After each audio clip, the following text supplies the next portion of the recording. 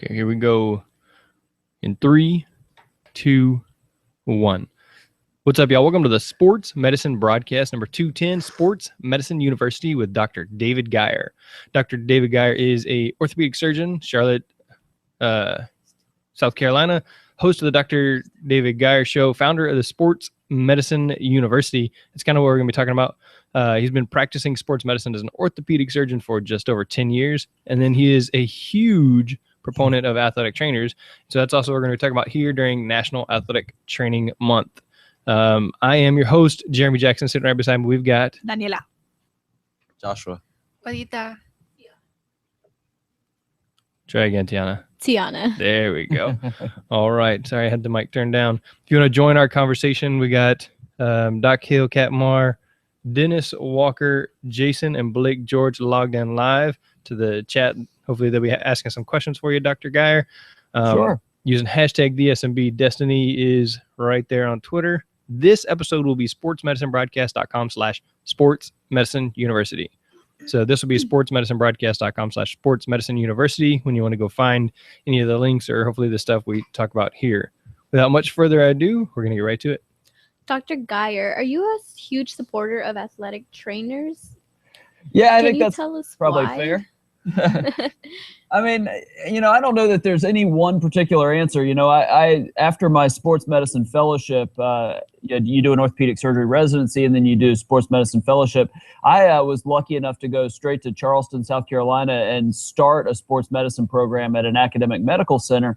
And to do that, to cover high schools and have relationships with college teams and pro teams and cover tournaments, you have to have athletic trainers for, not just, on-field coverage, but for so many of the other things they do. So both working as a team physician and coordinating and running a sports medicine program. They were the lifeline of our program. They're the first the first people that patients see, the athletes see, and their parents see, the coaches interact with on a daily basis, on an hourly basis. And so there's so many reasons that they're important, and we can talk about all that. I'm preaching the choir to you guys, but so many roles that they play that are so crucial to keeping young athletes safe that it just goes without saying that we need more of them. We need, teams need more of them, schools need more of them. All right, so a huge proponent of athletic trainers, and your friend of mine, Mike Hopper, he was going to try and join us today, but he says that, I see him always talking about 37% of the high schools have athletic trainers or something like that. What are some of the things that you've done in your area to help improve that number? Well, it's been a real challenge, as I'm sure you're aware, to convince high schools, especially, to hire athletic trainers. At least I don't know how it is in every state of the country. In South Carolina, my understanding is for at least a public school to hire an athletic trainer, they have to teach. And so that's a real challenge. So one of the things that we've done, and it's been incorporated both at the program where I started, I'm not there anymore, and where I am now, is that the sports medicine programs themselves, the hospital-based sports medicine programs, will hire athletic trainers and then essentially put them at the high school level or at the youth sports level or wherever they are.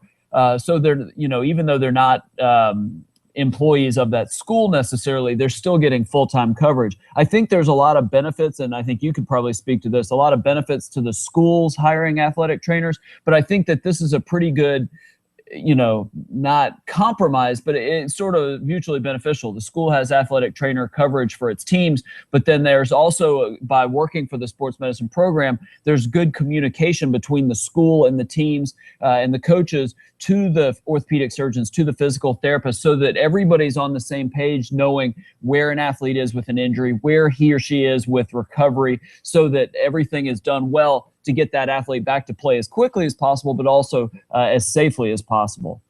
Do you feel like your involvement, because you write stuff for the newspaper, you have your own podcast, you have your website, you have Sports Medicine University, you do stuff for like radio shows. Do you think that has helped in your area improve the athletic trainers in high school? Yeah, I think I definitely, it's hard to really give numbers, but you hear a lot about it. The first time I wrote a newspaper column. I write a column for our local newspaper every other week on all sorts of sports medicine topics. The first time I wrote one on athletic trainers, and I want to say this was probably 2 or 3 years ago, I got so much feedback from people that you wouldn't expect, from parents, from coaches, from athletic directors, that said, it never occurred to me. I just assumed the athletic trainers were there to, tape ankles and to hand out water. I didn't realize that they monitor unsafe weather conditions, and they check the helmets and make sure that they're, the bolts are functioning properly. And I listed all the different things they do. And I got so much feedback from that, that people are like, I need to look into ways to talk to the athletic director and maybe make this a big deal. So I hope that led to more coverage. It's hard to really know if it did, but that's just locally. And then obviously I hear some of the articles I've shared online get 10,000 plus Facebook likes and get tons of shares. So I hope it's making a difference. I'm just one person. I think what would be ideal is if all people, not just athletic trainers, but all of us in sports medicine, orthopedic surgeons, physical therapists, primary care sports medicine physicians, and others, we all get the message out there, because again, this is, at the end of the day, this is about keeping athletes safe. All right. So one of the things that I just saw recently on our Facebook group, we have a secondary schools athletic trainer Facebook group, was they were saying someone should do the next reality TV show as an athletic trainer, kind of like the 30 for 30 on ESPN or something like that. What are your thoughts there? I think that's great. I think I think that reality TV, and I don't honestly watch that much TV, but where it's successful is showing what people do, and what seems like it would be fairly mundane is actually pretty interesting. I mean, you just look at an athletic trainer. I mean, you show what they do in terms of what they do in the training room and on the field, and you show some of the issues with players, pleading to go back into the game and not being allowed to, maybe after a concussion. You see, athletic trainers staying until 11, 12 o'clock at night after football games, kind of doing everything that they do. I think it would be fascinating because, again, I think that there's so few people outside of the world of sports medicine, outside of the teams and outside of the medical side. I think the general population has very little idea of what they do and how important they are. I think it'd be not just entertaining, but I think it would be educational. All right. I know that there's actually some people kind of working on it. They said, have contacts at ESPN, or they were like, my dad, works in TV. So I think there are actually some people working on it, and not just, this would be cool. And then awesome. It dies off. So it'd be very interesting to see. So yeah, I would absolutely love to watch that. I mean, if they can make youth football, popular on that show Friday Night Tykes, I've got to think a show on athletic trainers would do just as well and have a much better message. Yeah, definitely.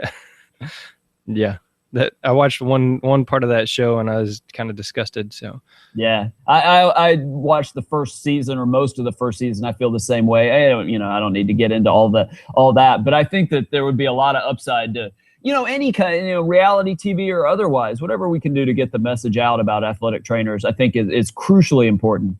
All right, so since it is National Athletic Training Month, what have you been doing to help spread the word or support athletic trainers?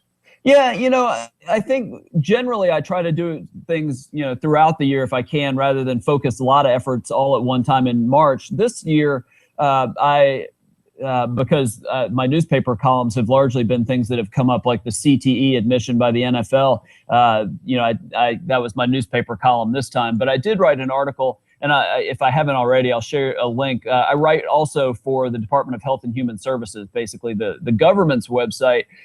They have a blog basically on health and getting healthy, things like that, called Be Active Your Way. And I wrote an article, and I can't remember exactly what it's called. It's something to the effect of 5 reasons you should hire an athletic trainer, or your team should have an athletic trainer, soming like that. I'll share the link. Actually, you shared it. It's 5 reasons every high school should hire an athletic trainer.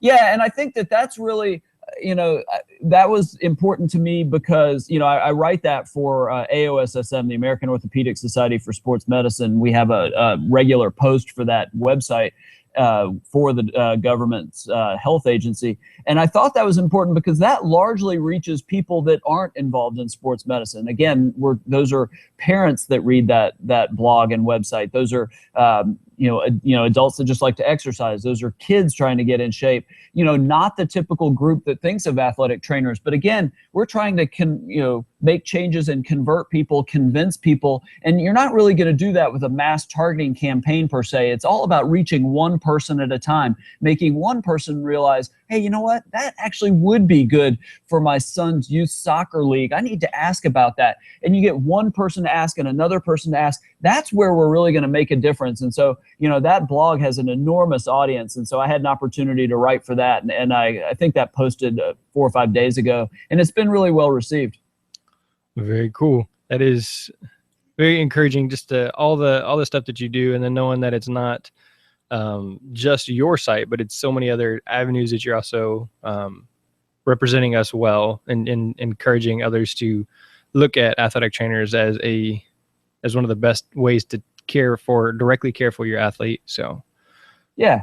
And there's so many people doing it. I don't want to say it by any means it's just me. I mean, look at you guys as athletic trainers, probably better than any field in sports medicine, good at getting a message out there. And it's not just, hey, we need more athletic trainers. It's promoting ways to prevent exertional heat stroke, and it's, concussion evaluation and management. I think that anything we can do to keep people healthy, both from obviously having athletic trainers, but then just educational messages and all, that's really important. And that's one of the other reasons I think athletic trainers are so important, is you guys are so passionate. You're on the front lines, and you're also very adept with social media and getting messages out there. So I hope more people join in that message, improving the health of all people that like to play sports.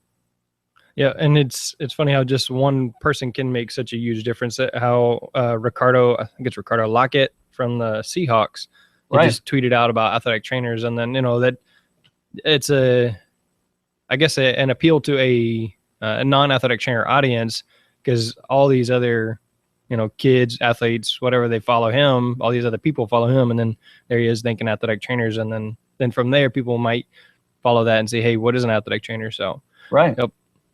All right. Yeah, it would be really great to have athletes really talk up the athletic trainers. I'm writing this book now that'll come out in stores either in the fall, or in the winter or early 2017. But I was talking to a really prominent orthopedic surgeon that takes care of the U.S. women's national soccer team, and he was saying that that's how we really need to approach getting messages out there about all sorts of things, was getting the athletes to support the healthcare providers in sports medicine.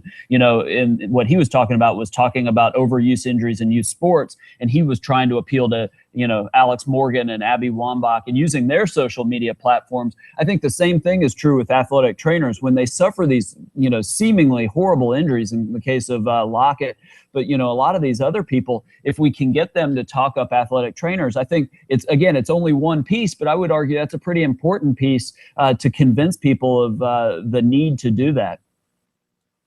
All right, so we've been talking about athletic trainers and how great we are and all that stuff. So you started Sports Medicine University, which is what I would say a professional learning community, right? So it's a group of mixed sports medicine professionals that are kind of coming together to share topics, ideas, questions. You yourself jump on video chats sometimes to answer questions and things like that. Just tell me a little bit more about Sports Medicine University. Sure. So we created this about, I guess it was right about a year ago, April 2015. And it was really out of requests that I was getting and interaction I was getting from people that work in sports medicine. I have a website, drdavidgeier.com, that probably 80 to 85% of my audience are people. It's made up of people that are looking for information. I hurt my knee. What is it? What do I do? I hurt my shoulder. Do I need to have surgery? And that's great. I love doing that. But I also have a smaller part of that audience that is, healthcare providers, physical therapists and athletic trainers and surgeons and physicians and things like that. And a lot of people kept coming to me, sending me messages by email saying, I love what you do. I love your podcast. I love your posts, but I'd love to go much more in depth than that. And it's really hard in an article, that's what, 400 words, maybe 700, 800 words. My podcasts are about half an hour, but each discussion within the podcast is about 5 to 7 minutes. people wanted much more. And so I really didn't want to do it, quite honestly. I've got way too many things going on. But the more I thought about it, I talked to some of the people that were getting back to me. We basically came up with what it is. It's a membership site where, all different kinds of healthcare providers, physical therapists, athletic trainers, physicians, surgeons, students. We actually have a decent number of people that aren't in one of these fields yet, but want to go one day. Somebody just signed up this week that wants to go to medical school, but he's actually a basketball blogger. He writes about basketball injuries, and he's going to medical school. So it's people that want to learn much more about being involved in sports medicine, working in it, but also learning, so we have monthly webinars on a particular injury or illness topic. We have interviews. I interview people like what you're doing right now, where I'll interview somebody that's in the field in different aspects. We do tip sheets and all this other kind of thing, but it's a collaborative effort where you can learn, while you're at the gym or you're driving home from work or while you're sitting at your desk doing paperwork, but you can also hop on our private Facebook group or video chats and talk to people in other fields. So you can get advice. You can ask about difficult questions. You can ask about career issues and advancement issues and all sorts of things. I think it's been really great. I put way more time into it and way more money in it than I'll ever get out. But I really think that these are people that want to lead and want to get their messages out there to a bigger group. And so I've been really, really proud of what it has started. I think it's only going to grow. And I think, just in terms of people and leading a field of sports medicine, I couldn't be happier with what it is. All right, so looking at it right now, I'm logged in. One of the things is the masterclass. So the masterclass series, that's not something that you make available on the free website, right? Correct. Yeah. No, I put about 2 days of work into each one of those. And to be fair, again, I've got 170,000 unique monthly visitors or so right now. But again, 80+% of that are people that don't have any medical background at all. So it's at a higher level than that. It's people that are interested in shoulder injuries or knee injuries. The one I just recorded Sunday was on lacrosse injuries, and we talk about the protective eyewear and concussions and commotio cordis, the sudden cardiac death from getting hit with the ball. The average person wouldn't understand this. This is really meant for healthcare providers and students. All right, so just looking at, as I go down, looking at the topics now, performance enhancing drugs, and then, it talks about it. Then you also have the PowerPoint, the slide, the video there. It shows it's 120 minutes. So you got, like you said, you got about 2 hours. That was brutal. That was a long one. Yeah. But, that's a really important topic. I mean, and I'm reluctant to really write or talk about specific athletes testing positive for anything. But I think the problem is we need to know, as athletic trainers and doctors, we need to know what these substances are in case we have athletes that ask, hey, I'm hearing that, so-and-so's taking this, and should I take it? And if we don't know what it is, we can't educate people of the risks of them. So I thought that was really important. That's why that one went 2 hours. And then, just looking through just some of the topics, the injuries in skiing and snowboarding, and then ACL prevention. I watched some of that, and then, as the job always does, I had to go take care of an injury. Abdominal injuries in sports. So again, these are part of the masterclass, platelet-rich plasma, that is only available inside of the Sports Medicine University. So let's talk a little bit about what is your goal. If you had to say one goal for Sports Medicine University, what is that? I think to get more people that are in sports medicine in different fields. We talked about, not just physical therapists, athletic trainers, surgeons, but also like massage therapists and primary care sports medicine physicians, even personal trainers and strength trainers, but get more people that like this kind of thing and have a background in it to not just learn, but then get the message out there. I think we do a really poor job as a field of sports medicine getting messages of injury prevention and safety out to the general public. And so I'm really hoping that the group of people that join can learn, but then also share their messages with the general public, with the world, so we can really make a bigger difference. All right. And then so far you said it's about a year old, and I know that you kind of had to shut down signups for a little while to work out some technical difficulties. Yeah. So how is it being received so far? Yeah, I mean, I've gotten really terrific feedback. The first group, we didn't leave that open very long, the enrollment. because we were still testing out the software and all. And then, as you mentioned, we completely had to redo the infrastructure of the site. I'm not a tech guy, despite doing all this kind of stuff. So it was a lot of time and it was a lot of money. But I've gotten tons of feedback from people that have really liked it. And, again, this is all about education, teaching, learning, and then obviously connecting and networking. I've met some terrific people. Some of them, I meet up with in person when I'm in town, giving a speech at a conference or something, because I've gotten to know a lot of the members now. And I'll say, hey, I'm in, wherever. I'm going to Dallas in a few weeks for a conference, and some of the sports medicine university people are in Dallas. We're going to meet up and have drinks or dinner or something. So it's been really good, and I think it's only going to, again, if I don't really care if it ever has, 10,000 or 20,000 members, but if it makes a difference, even in a small group's lives, and they can get the message out there about injury prevention and safety for athletes, that'll be good enough for me. Yeah, and I was just going to ask about that, because I know it was Christy Messina and Mike Hopper. Both of them are in Dallas. And yeah. I was like, well, Dallas is 4 hours away. It's a little tough to. Yeah, and we have a fair number of primary care sports medicine physicians in Sports Medicine University, and that conference, I'm speaking at the American Medical Society for Sports Medicine, which is their organization. So hopefully it'll be, obviously, Mike and Christy. I've actually known them for a little while before we even started this, but it should be a good group. But I love kind of interacting with people. Don't get me wrong, Twitter and Facebook and all that's kind of fun, but it's hard to really kind of get to know people, in depth that way. 140 characters or 2-3 sentence Facebook posts. It's hard. So I think that somewhere where you can actually chat. I literally talked to Carrie Bowen, a physical therapist, one of our members. I talked to her on the phone last night for 45 minutes about something. So it's been nice getting more personal relationships, and I think that's one of the best things I've liked about Sports Medicine University. All right. And do you feel that that's mostly through the private Facebook group, or is it through like the video chats? Did you say you're going to have one tonight, or is it last night?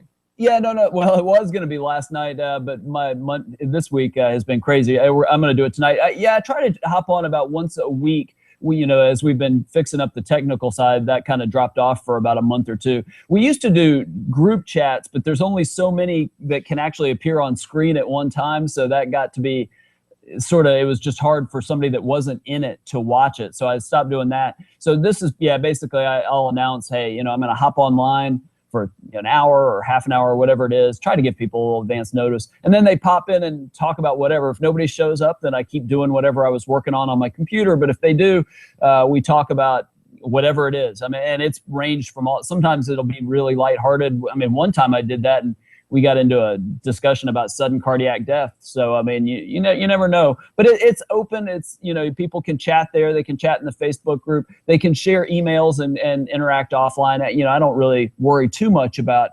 how it works. I think it's really more of a facilitation than a, strict, hey, everything's got to happen in one place. Okay. So again, my audience is primarily athletic trainers. So if you were just looking at the perspective of athletic trainers, right, what do you feel is going to be the biggest benefit for athletic trainers?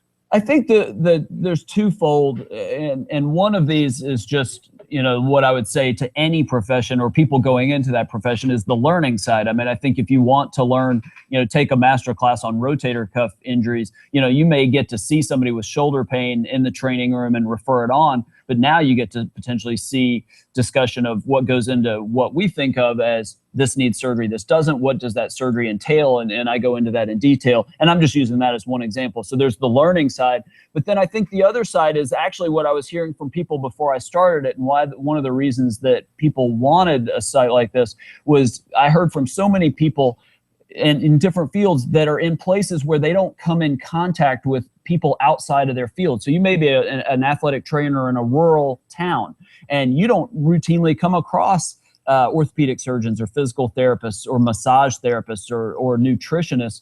This gives you the opportunity to potentially connect with one or learn from somebody that you don't see in your normal basis. I mean, I can't tell you, I see physical therapists in my sports medicine program, several times a week and then see athletic trainers, but I never see anybody outside of those fields. And I think that's true with a lot of people. And so that was one of the reasons people suggested it to me, is there's nothing like that. And all of our societies, whether it be NATA or AOSSM or AMSSM, they all sort of cater to their own thing, their own specialty, which is completely understandable. But there's really nowhere, and I'm not trying to by any means replace any of that, but there's nowhere that I can really think of other than just social media, which again is sort of superficial in the depth of interaction. But there's nowhere that has people in different parts of sports medicine. And I'd love to see, again, because we all need to work together, we need to be in a situation to do that. So if back to your question about being an athletic trainer, is that you can bounce a question on, hey, I've got this 15-year-old kid that's got this weird, heart murmur, maybe no symptoms, and I'm having trouble, how getting involved, trying to get, tell their parents about screening. I'm just coming up with something off the top of my head, but they can talk to a primary care sports medicine person in the group, say, hey, what do you guys do about workup for this? That type of thing. It may not be for everybody, but I think that people that work as athletic trainers or people going into athletic training could find a lot of value in the interaction, not just the learning. Sorry, long answer to that. No, that's good. This is all about you right here. All right, so you talked about a book that you have coming out in spring or winter or something like that. So tell me a little bit more about that. Yeah, so I wrote a book.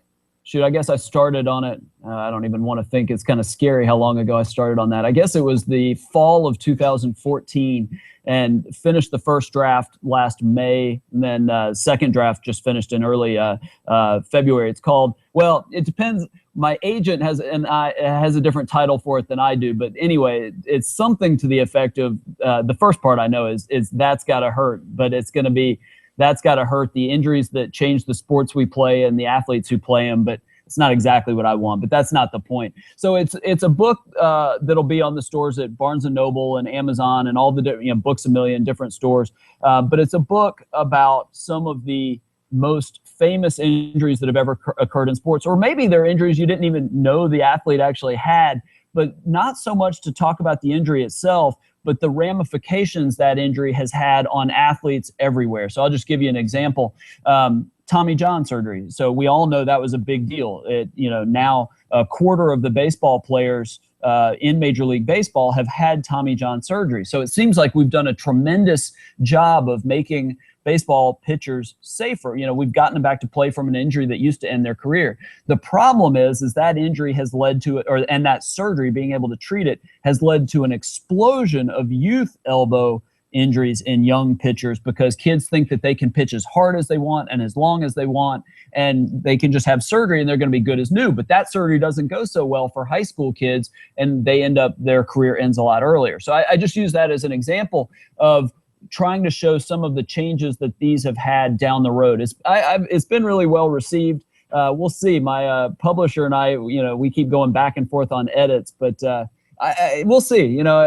I think that there's a message to get out there again about getting athletes, keeping them playing sports, getting them active and being able to exercise, but also to be able to do that safely as possible. And I think sports medicine has had a bigger effect on that than any other aspect of sports, really in the last 50 years.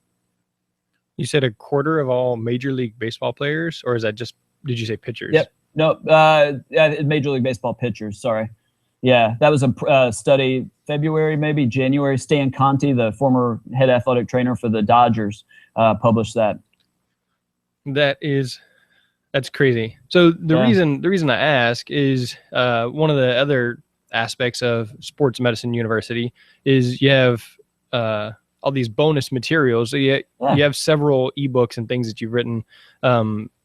You mind kind of going through some of those things? Yeah, absolutely. So a couple of them are courses, and they're really designed for people in sports medicine. Again, not so much for the general public that wants things that are kind of very shallow. Hey, this is, I've got this injury. What is it? This is really for people in sports medicine or going into sports medicine. One is an injuries course, and I think it's 20, if I remember correctly, 20 or so of the most common injuries that we see as athletic trainers and physicians and surgeons. Meniscus tears, ACL tears, Tommy John injuries, rotator cuff injuries, slap tears, things like that, where we talk about the signs and symptoms of the injury. We talk about the mechanism of injury, talk about, do you need x-rays, MRIs, what are the first steps to treat it, and then obviously do they need surgery? And I do that over 4 videos for roughly 20 of the most common injuries. Then there's actually, and I don't know, this appeals to different people, but there's a video or a video course on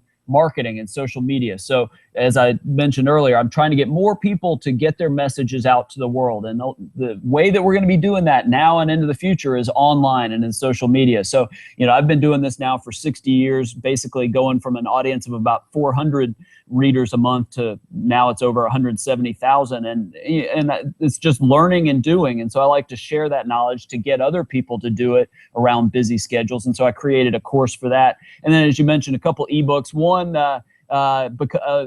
because I keep getting questions on it. And actually, our friend Mike Hopper gave me some advice on this one. I wrote an ebook about tips for people that want to get into sports medicine, tips for aspiring sports medicine professionals. And it was basically, hey, I'm in college. What do I major in? I want to go into athletic training. Should I get a master's? I want to go to med school and be a primary care sports medicine physician. What should I, how do I pick a medical school? Or if I want to go into orthopedic surgery, what do I do in terms of getting into sports medicine? There are all kinds of questions like that have been asked over the years. I just basically turned it into an ebook, and it was really fun to write.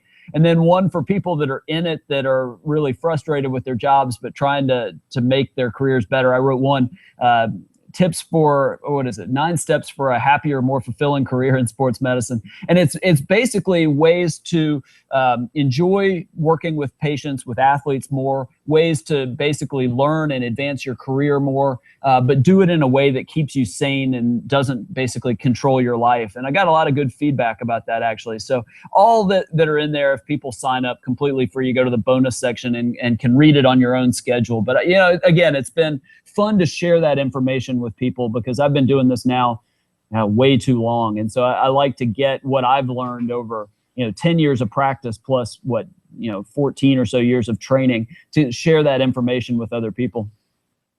All right. So in here you have interviews. What's been your most memorable interview that you've conducted? The best, well, not the best one, because they've all been great. The most memorable was the very first one I did, and that was with a guy named Nick Littlehales, who is the premier. I didn't even know this existed. He is a sports sleep coach. So he works with elite athletes in a lot of different Olympic sports, mainly in England and in Australia and New Zealand, I think. Rugby teams, cricket teams, power lifters, sailing teams, and basically redesigns their days, their nutrition schedule, their travel, so that they sleep better and perform better. And that was just fascinating to me because I had never heard of that before. And it was terrific. That was the very first one I did. And I learned so much that after I did that, I was like, I got to, at the time, I wasn't even sure I was going to keep the interviews as part of Sports Medicine University. But that one was so good, again, because it's so different than anything I knew. It was terrific. All right. Sleep interview. Yeah. It's very interesting topic, something we just take for granted. So.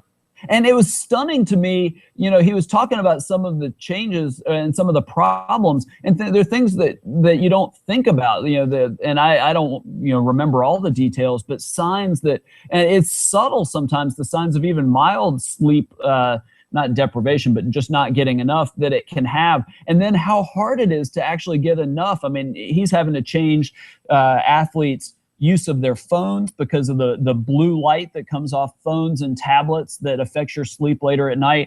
It's about, when to take, not just if to take naps, but when to take them, when you set your training, when you lift weights, when you practice, to coordinate how much sleep you get, when the team flights are, if you have any control over when the practices and games are. I had no idea that it was that big of a deal, but if you want to be an elite athlete, it's a huge deal. And then obviously if you at the high school level where you might have some control, some tremendous suggestions to basically help these kids perform better.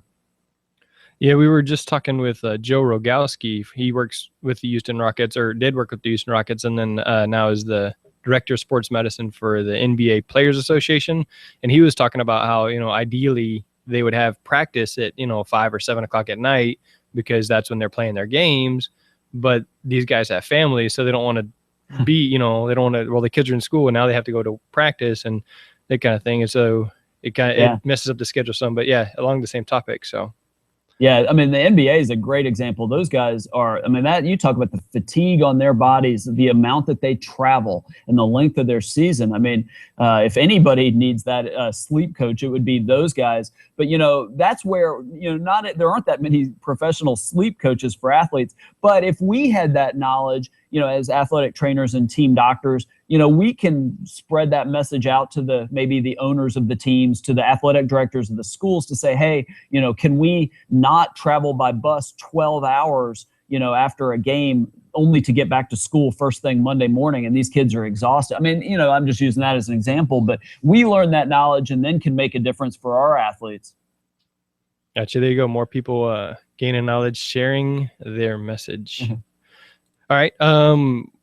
What else you got about Sports Medicine University? No, I mean, that's pretty much it. You know, if again, it may not be for everybody. I completely realize that. But, you know, if you're interested in this kind of thing, obviously you could probably tell that it's a big deal to me, because I really want to get all of us involved in sharing our messages online and helping athletes everywhere. But, you know, if it's not for you, no worries. But if it is, you can certainly go to sportsmedicineuniversity.com, learn much more about it. You can even reach out to me if you have any questions. But I'd love to have anybody interested, even if you're not in sports medicine now, but want to be, you want to go to be an athletic trainer one day, definitely look into it.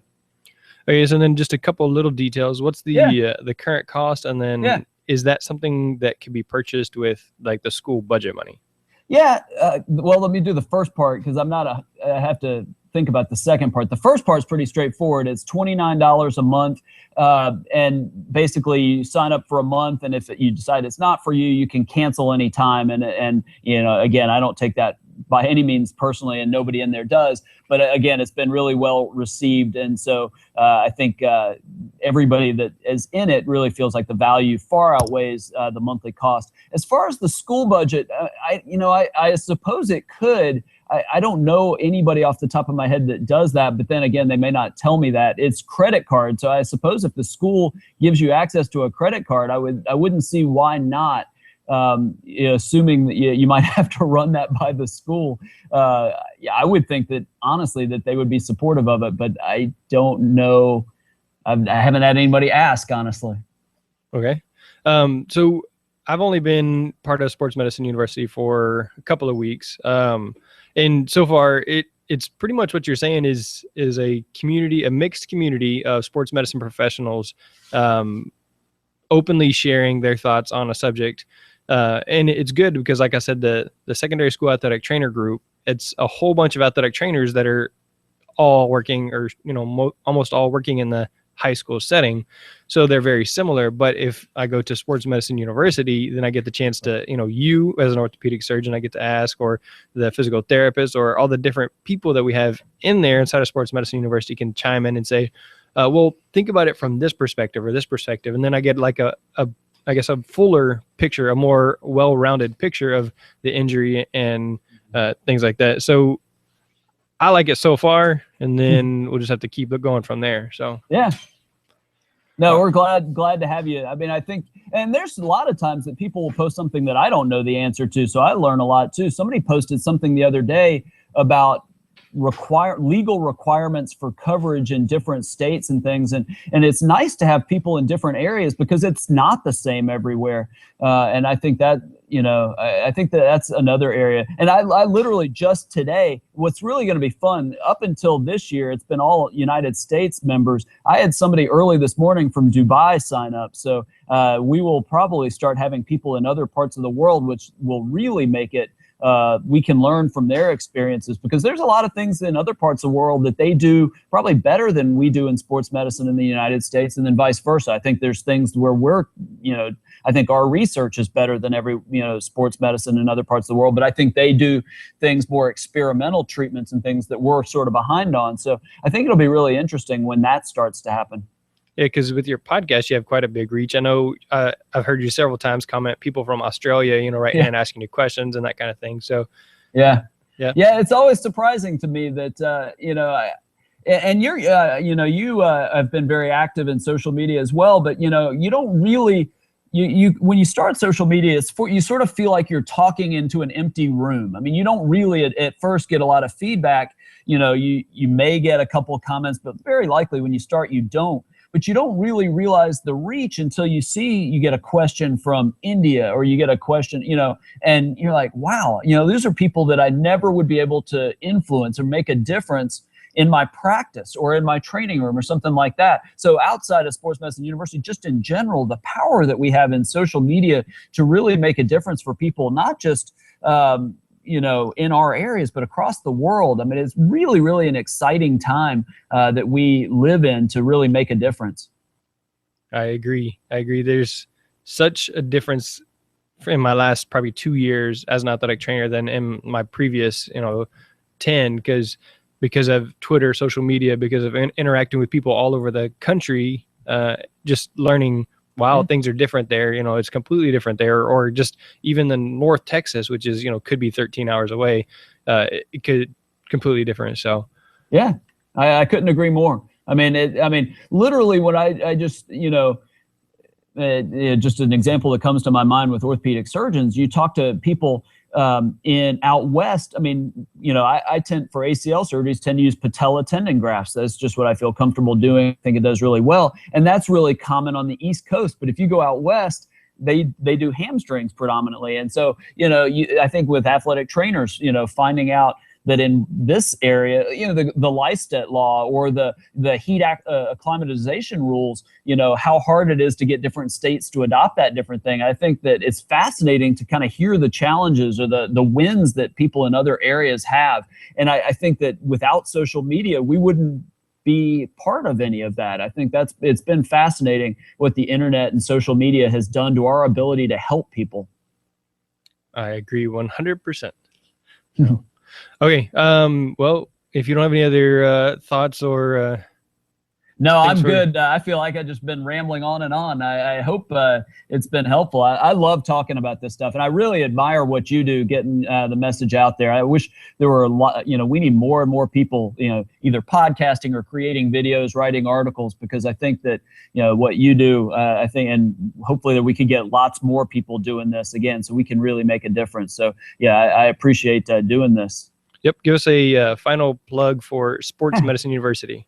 Yeah, if you're, work in sports medicine or want to one day, if you're a student athletic trainer at a high school and you're kind of debating if you want to be an athletic trainer, or maybe you want to go to med school, whatever it is you want to do to help athletes and active people, just check us out, sportsmedicineuniversity.com, and see if that's something for you. If you want to, learn, late at night, early in the morning, outside of class, you want to interact with people across the country, across the world, definitely check us out, sportsmedicineuniversity.com. All right, and then earlier you mentioned someone could contact you if they had questions. Yeah. What's the best way for someone to get a hold of you? Yeah, there's probably two ways, because in fact I was literally doing this in the 2 minutes before you and I started this. This both gets to the same thing. Either go to my website, drdavidgeier.com, and there's a contact button that gets directly to me and makes this sound and pings me so I hear it. Or you can use the email that goes to, contact@drdavidgeier.com, DRDAVIDGEIER. Happy to help any way I can, anytime. All right, so that is Dr. David Geier, Sports Medicine University, Dr. David Geier Show. And then if you're in the South Carolina area, I'm sure you'll see him on all sorts of other different ways. So real quick, sportshealth.com/SMB. They partner with the Sports Medicine broadcast. So make sure you enter the code BUBBA for March and then FRIO for April. And then I didn't have the camera over there today, but I got my new FRIO hydration unit. Pretty cool. I'm excited. I think we have a track meet tomorrow we're going to try and use it for. So if you want to contact me, all the information there is on the website, sportsmedicinebroadcast.com. And this episode is sportsmedicinebroadcast.com/sportsmedicineuniversity, where you'll hear Dr. David Geier talking about why he's such a big fan of athletic trainers and his new venture, Sports Medicine University. So if you want to follow any of the conversation, the links, like Dr. David Geier said, pretty active on Twitter, on social media, which I am PHS Sports Med, and Dr. David Geier is DRDAVIDGEIER. So Dr. David Geier. So pretty much all of his stuff, if you type that in there, you'll find him, Dr. David Geier. Yeah. So for Jeremy, Dr. Geier, the Sports Medicine Kids, that is a wrap. All right, Dr. Geier, appreciate it. I enjoyed it. You guys, you do a great job. I admire you. I really do. Anytime I can help with anything or get your message out there, you have something you want to promote, just send me a message and I'll do what I can. Appreciate it. Thanks, sir. All right. You have a great afternoon. Okay. You too. All right. Thanks. Bye.